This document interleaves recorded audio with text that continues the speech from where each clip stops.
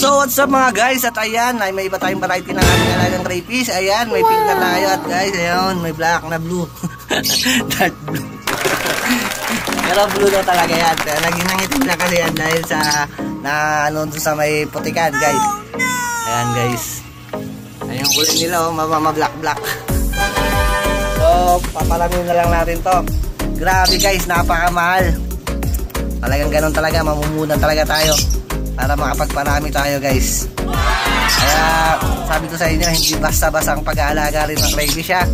Kailangan ng malaking pera din kung gusto nyo mag-alaga. Yan, mamumuhunan din talaga kayo guys. Kailangan nyo din mamumuhunan. So ayan, mga alaga ngayon. Good morning sa inyo.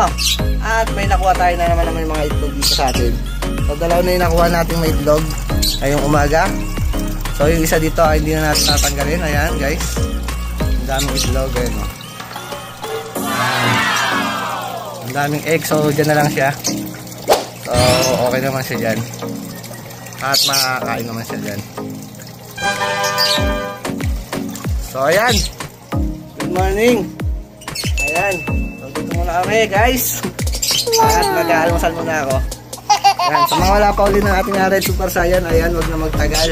So hindi ko pa na-detect dito yung mga nakatago, baka may itlog na rin guys. Sa mga wala pa uli ng Red Super Saiyan, ayan, wag na magtagal, PM na.